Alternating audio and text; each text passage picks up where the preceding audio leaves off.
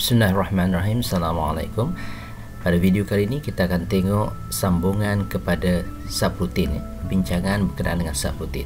Pada video sebelumnya kita dah bincang detail tentang apa itu subrutin dan macam mana subrutin bekerja.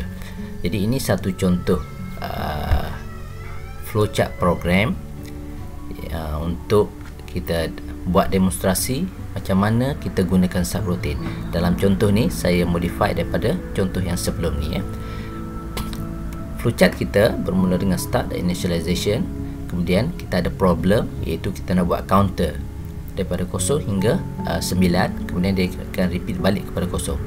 Dan semasa di display 0 tu dia akan display proses untuk di display. Kemudian dia akan bagi delay selama 1 second. Tujuan dia untuk membolehkan paparan kosong tu appear di 7 segment dia tu selama 1 second. Kemudian saya buat satu lagi subrutin semata-mata untuk demonstrasi sahaja.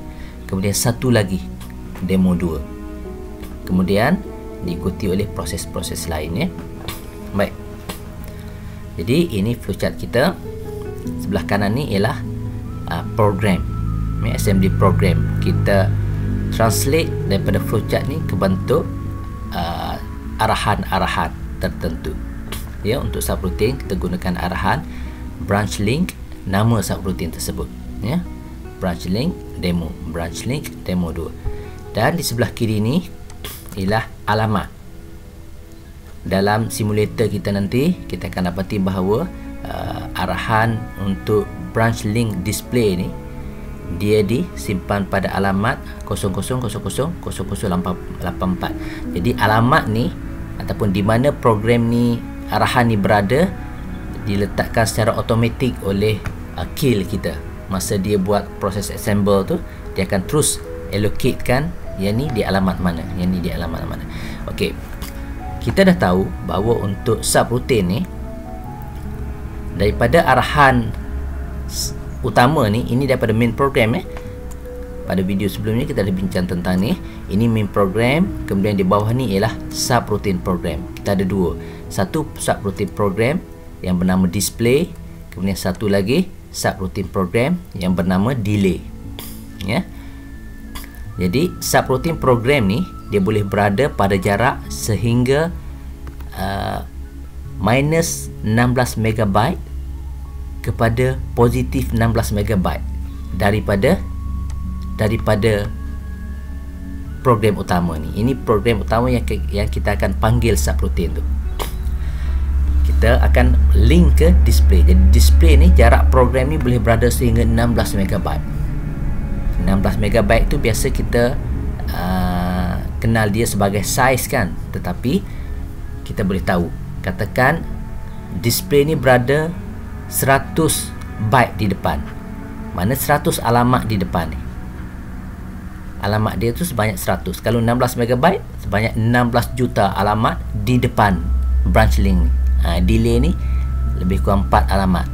Demo ni 4 jadi 8. Demo ni 4 lagi jadi 12. Kemudian SVC ni 4 lagi jadi 16. Kan dia boleh jadi sehingga 16 juta alamat di depan ya, ataupun di belakang. Sebab tu dia kata minus 16 hingga positif 16. Kalau program ni berada di alamat 1000 contohnya, ataupun di alamat 10 juta, jadi dia boleh berada 26 juta di depan ya. Itu yang saya tandakan dengan arrow ni. Baik. Kalau untuk arahan delay 1 ni contohnya, jadi dia boleh 16 juta alamat di depan bermula daripada alamat ni. Dalam kes ni bermula di alamat 88. Maknanya 88 campur 16 juta. Kemudian yang ni 84 campur 16 juta kalau di depan. Itu kita dah bincang pada video sebelumnya. Okey, ini program kita. Masa kita nak execute subrutin delay tadi tu BL delay ni, kalau display ni dia tak ada push. Tengok proses tak ada push. Okey, dia load, kemudian dia send data, kemudian dia kembali ke main program. Kemudian bila microP execute subrutin delay 1 ni, ini dia akan simpan alamat 8C ni ke link register untuk dia nak tanda point dia nak balik. Kemudian dia akan mula execute arahan delete 1S ni. Jadi arahan ni untuk push R6 ni, tujuan dia sebab saya nak store data di R6. Data bagi register R6 saya nak store ke stack. Saya sengaja color dia dengan warna biru untuk saya nak demo keberadaan data dalam stack. Okey, bila kita push R6, ini initial stack pointer value iaitu 201000. Ini ialah merujuk kepada alamat. Kemudian bila kita push register R6 pada alamat 2000FFF, maknanya di atas 2000 tu, kita akan dapat data 1 byte bagi data R6. Itu byte yang pertama. Byte yang pertama tu ialah byte least significant. Ya. 1 byte. Kenapa 1 byte saja? Sebab satu alamat hanya menyimpan 1 byte data sahaja. Kemudian dia akan, stack pointer ni dia akan tolak lagi satu, iaitu jadi tolak 2 lah. So 20001000 tolak 2 jadi 2000FFE. Dia akan simpan byte kedua. Ditolak lagi satu, dia akan simpan byte ke 3. Ditolak lagi satu, dia akan simpan byte keempat. Jadi warna biru ni menunjukkan bahawa stack pointer terpaksa tolak 4 alamat untuk dia simpan 4 byte. Okey, selesai satu register. Selesai proses untuk simpan data bagi satu register. Kemudian kita push pula register R5. Jadi R5 ni yang berwarna hijau ni, dia akan tindan pula di atas ni. Dia akan stack lagi di atas data tadi. Jadi R5 byte pertama, R5 byte kedua, R5 byte ketiga, R5 byte keempat. Ya? Jadi alamat terakhir bagi stack pointer akan jadi 2000FF8. Jadi ini data yang ada dalam stack. Jadi kalau pelajar tengok data stack pointer ni, kita nampak data dia akan proses stack tu akan increasing, manakala address bagi stack pula decrease, kan? Sebab dia tindan. Alamat yang atas sekali kosong, alamat di bawah sekali ialah FFFFFF. Jadi bila kita tindan atas tu, mestilah alamat dia makin berkurangan ataupun makin menurun. Manakala proses stack ni pula dia sentiasa meningkat. Jadi data tu kalau kita banyak execute subroutine, data ni akan banyak. Sebab tu dalam komputer ataupun dalam handphone, bila kita buka banyak apps, handphone kita akan jadi makin lembab. Sebab memori dia telah guna semakin banyak ke atasnya, jadi makin lembab. Okey, kemudian MicroP akan execute program berikutnya. Execute. Sebelum subroutine ni kembali semula ke main program, return ke main program, dia akan pop balik, iaitu dia akan ambil balik apa yang disimpan dalam stack ni ke register asal dia R5 di dalam programming model. Kenapa kita kena panggil R5 dulu? Sebab konsep dia LIFO kita kena patuhi ya dalam subroutine ni. Last in, first out. Ini first in ya, R6 ni first in. Kemudian last in dia R5. Kalau di tengah ni ada bawah ni ada lagi R4, maka R4 yang kita kena panggil lebih dulu. Ya. Okey, bila kita pop R5, maka data R5 untuk byte keempat ni akan diambil. Kemudian byte ke-3, byte kedua, byte 1 akan diambil dan dihantar balik ke R5. Seterusnya bila pop R6 ni, data bagi byte keempat R6, byte keempat R3, byte ketiga R6, byte kedua R6 dan byte yang pertama R6 akan di restore balik ke R6 ya. Dan address ni sepanjang proses ni akan sentiasa increase hinggalah dia kembali kepada address asal dia seperti mana sebelumnya, iaitu 2000 1000. Ini ya, 2000 ni address yang kita bagi, kita initialize semasa kita tulis program. Kalau pelajar tengok di sini di atas ni, ni masa kita buat vektor, kita ada declare alamat 2000 dan alamat ni mestilah alamat di dalam RAM. Kita kena pastikan dulu RAM tu berada di alamat mana, kemudian baru kita boleh pilih di dalam RAM tu di mana vector address untuk stack pointer ya, di mana alamat permulaan bagi stack pointer. Dalam kes ni kita dah isytiharkan pada alamat 2000. Kalau kita nak pakai alamat 2000 pun boleh, tak ada masalah, selagi mana alamat tersebut point kepada alamat RAM. Kenapa RAM tidak ROM? Sebab stack ni kita akan perlu tulis dan kita perlu baca. Bila kita store, kita akan tulis, dan bila kita baca, bila kita restore, kita akan baca, ya. Jadi itu sebab dia. Okey. Jadi itu cara macam mana kita nak pakai arahan push dan pop ni. Dan di sini kita boleh lihat betapa pentingnya arahan push dan pop ni bila kita berurusan dengan subroutine, ya. Dan arahan push dan pop ni untuk masalah-masalah tertentu. Misal kata nanti kita akan tengok pada video nanti, bila kita bincang tentang interrupt. Ini SVC ni ialah satu contoh interrupt. Bila interrupt, dia proses dia hampir sama dengan subroutine, tetapi interrupt ni dia boleh berlaku pada bila-bila masa. Kalau subroutine, kalau pelajar tengok, dia dah ada waktu dia kan. Tetapi interrupt ni kadang-kadang boleh berlaku di sini, boleh berlaku di sini, di atas ni. Jadi proses untuk push tu dia akan berlaku sebahagiannya secara automatik, mana sebahagian lagi tu kita sebagai programmer kena kawal proses push dan pull untuk memastikan program asal kita tidak terganggu oleh subroutine ataupun oleh interrupt service routine tersebut, ya. Jadi untuk itu kita akan tengok pada video yang berikutnya nanti untuk kita bincang tentang interrupt, ya. Okey. Sekarang kita akan tengok macam mana kita nak gunakan subroutine ni dengan betul, Kita masuk ke simulator.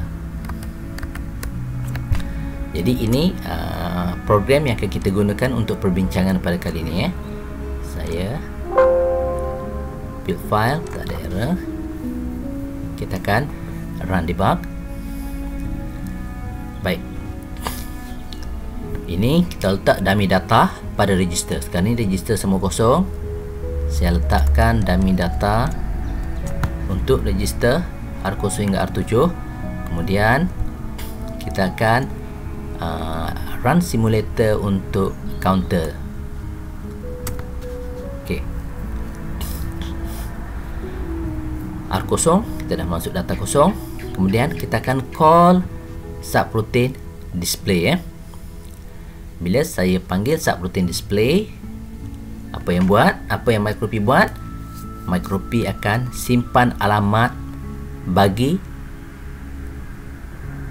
PC ni. Sekarang ni PC point kepada alamat 84. Maknanya apa? 84 ni ialah next address yang akan MicroP execute, kan?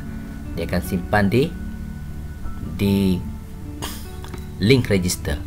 Apa tujuan dia? Untuk dia link antara main program dengan subroutine program, ya. Okey, kita klik. Dia dah pergi ke display.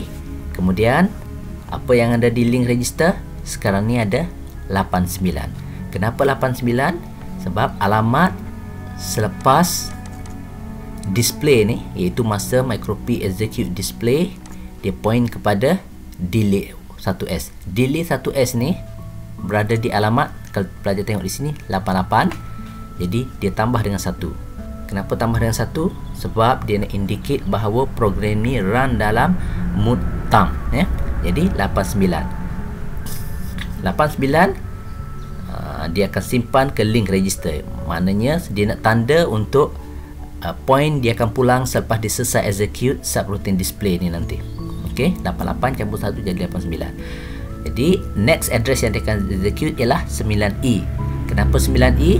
Sebab subroutine delay ni ditulis di alamat, ya, subroutine display, display ni disimpan di alamat 9E. Ini pelajar nampak 9E. Sebab itulah PC point kepada 9E, menandakan bahawa 9E ni ialah next address yang akan MicroP execute. Kita run lagi, dilaksanakan, kemudian kita run lagi, jumpa BSL up, dia akan pulang semula ke BL delay 1S, ya. Baik, Teruskan simulator kita. Okey, untuk delay 1 second ni, kalau pelajar tengok tadi, data-data yang ada pada register sekarang ni, R0 semua data kosong, R1 semua 1, sehinggalah R6 semua 6. Tapi R7 dia ada data lain.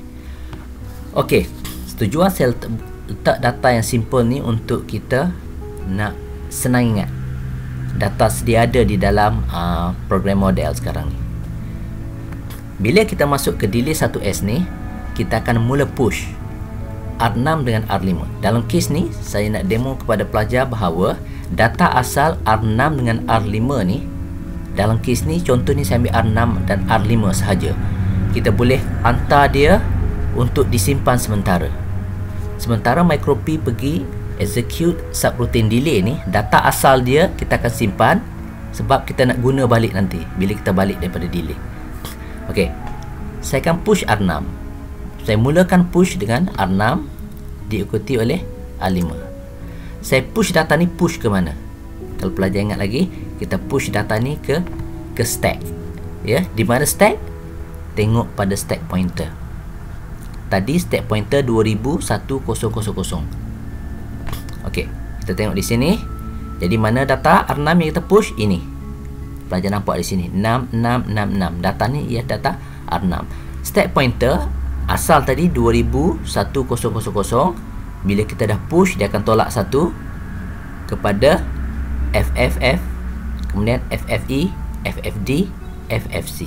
Sebab tu data pada stack pointer sekarang ni dia ada alamat 2000FFC. Sebab setiap kali dia push, pointer dia akan tolak 1, tolak 1, tolak 1, tolak 1. Dan terakhir dia akan point di sini. Okey. Kemudian saya akan push pula nilai R5. Cuba pelajar berikan perhatian di sini ya. Okey, R5 pula dia akan simpan di sini. Okey. Kemudian subroutine program delay ni akan ubah nilai R5. Ini bergantung kepada program sebenar bagi setiap subroutine tersebut. Bila dia ubah R5 pada program model, dia akan dapat value baru. Kemudian R6 juga akan dapat value baru. Kemudian okey, sekarang ni proses sebelum subroutine pulang semula ke main program ya. Di sini arahan PXLR ni untuk beritahu kepada microP bahawa kita nak arahkan microP untuk kembali semula ke main program ya. Macam mana dia tahu ke mana, macam mana dia tahu titik mana dia nak kembali? Sebab dia dah link dengan link register LR ni ya. Okey, jadi proses pertama yang dia akan buat ialah dia akan pop.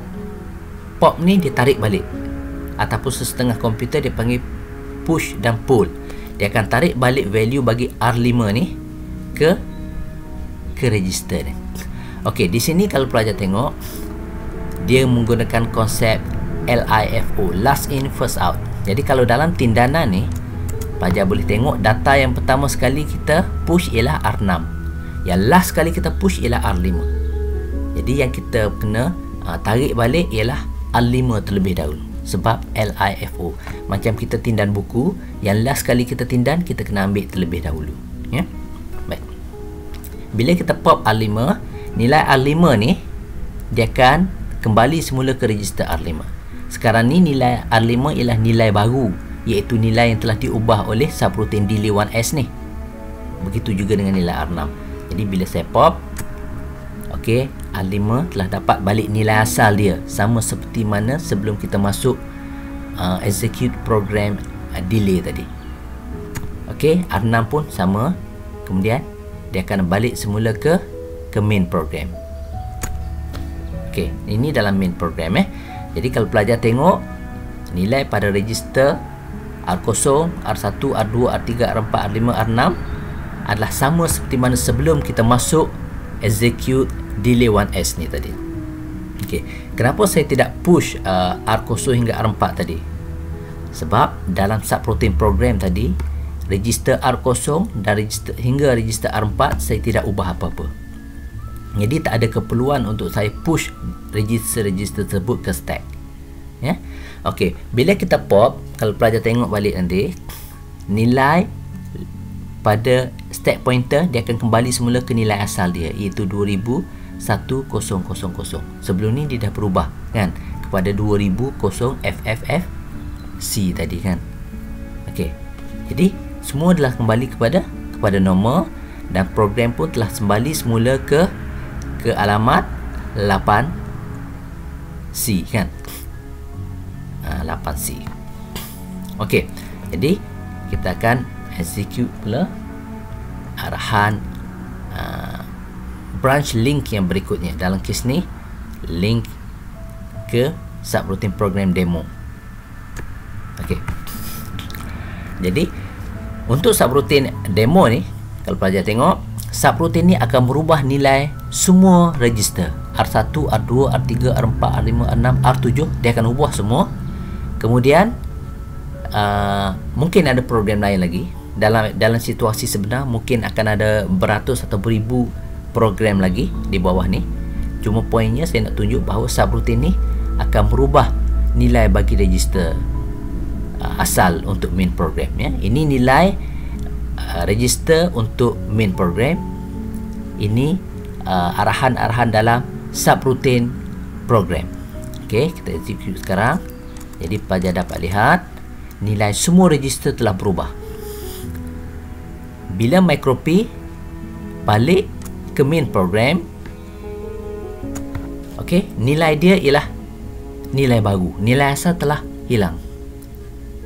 Kerana telah di override oleh subroutine program. Nampak kan? Jadi isu dia ialah main program, data-data main program telah diubah oleh subroutine program. Ini yang kita tidak nak berlaku sebenarnya. Okey, jadi demo 2 ni saya tunjuk cara yang sepatutnya yang kita buat. Okey, sekarang ni cuba kita andaikan bahawa ini adalah nilai-nilai asal bagi main program. Ya, alang-alang program ini telah berubah. Jadi cuba kita anggapkan bahawa ini ialah nilai asal dalam main program. Sebelum kita masuk untuk execute subroutine program yang bernama demo 2 ni, ini nilai asal dia. Jadi bila kita ada execute, apa kita buat ialah kita akan push nilai asal ni ke stack. Ya, arahan push ni saya ambil secara borong. Jadi saya akan push terus nilai register R1 hingga R7. Ya, nilai R1 hingga R7 saya push terus dengan menggunakan satu arahan saja. Jadi sintak dia macam ni ya. Kita buat push, kita letak dalam curly bracket, kita buat range register-register yang kita nak push, iaitu antara R1 hingga R7. R kosong terkecuali. Jadi bila range ni maknanya termasuk R1, R2, R3, R4, R5, R6, R7. Okey, susunan pun akan disusun secara automatik oleh microP. Maknanya isu LIFO tu akan diaddress secara automatik oleh microP. Ya. Okey, pelajar tengok di sini di stack. Sekarang ni stack ni berada pada address 2000 1000. Mana stack point di sini? Kan? Data-data yang pelajar nampak sekarang ni 55, 55, 66, 666, ini ialah data asal yang sebelum ni.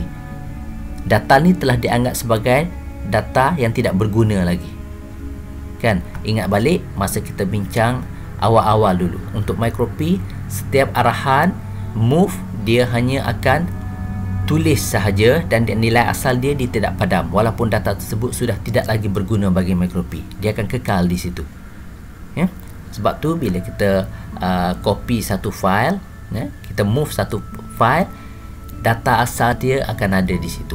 Sama juga bila kita delete, dia hanya delete orang kata title saja ataupun table of content saja, data asal akan kekal. Inilah yang kita nampak. Okey, bila saya push, pelajar akan tengok semua content register R1 hingga R7 ni, semua sekali ada 7 register, dia akan push ke stack. Jadi 4 byte akan ambil di sini, 4 byte lagi di sini, 4 byte, semua sekali akan 7 kali 4. Ya, 7 kali 4 berapa? 28 byte akan dipakai. Okey, saya akan execute untuk push sekarang. 1 2 3. Okey, ini pelajar nampak kan? Okey, mula-mula yang akan masuk ialah A B C D E F AB. Ini ialah dalam bentuk little endian bagi register R7. Kemudian ini ialah register R6. Ini ialah bagi register R5, R4, R3, R2, R1. Dia telah push ke sini, dan cuba tengok nilai terkini bagi stack pointer, iaitu 2000 FE4 di sini ya. 2000 FE4. E0 di sini, E1, E2, E3, E4. Iaitu dia point kepada data yang terakhir. Kalau kita stack, kalau kita tengok dalam bentuk satu-satu tindanan, ini ialah tindanan yang paling atas ya. Paling atas. Baik.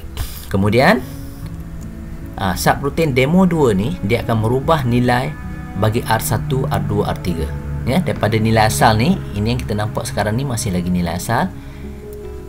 Demo 2 ni kita akan ubah register R1. Okey, kita ubah register R2, R3, R4, R5, R6, R7. Dah berubah kan? Dan sebelum kita balik semula ke program utama, ini dalam subroutine program, sekali lagi saya sebut. Okey, subroutine program ni telah merubah nilai asal pada main program. Sebelum balik, kita akan gunakan arahan pop untuk R1 hingga R7. Maknanya kita nak arahkan micro:p untuk dia restore balik original value tu ke register ni ya, sebelum dia balik semula ke main program. Jadi 1, 2, 3. Okey, tengok data dia asal AA, BB, CC, DD, EE, AFF, AB, CD, EF, AB. Maknanya semua sekali telah jadi warna biru. 7 register telah berubah sekaligus. Kandungan bagi stack pointer pun dia telah kembali ke point yang asal, iaitu 2000, 1000. Dan kita akan mula balik ke main program. Okey, sekarang ni kita adalah berada di main program. Ini ialah program utama. Tengok balik data dia di programming model. Dalam programming model ni kita adalah ada data asal, sama seperti mana kita sebelum kita execute subroutine demo 2 ni. Jadi itulah kegunaan arahan push dan pull. Sorry, dalam kes ni push dan pop ya. Selalu confuse sebab setengah prosesor dia pakai push dan pull ya. Push dan pop. Data asal kita akan kekal. Jadi itu saja untuk video kali ini. Terima kasih. Assalamualaikum.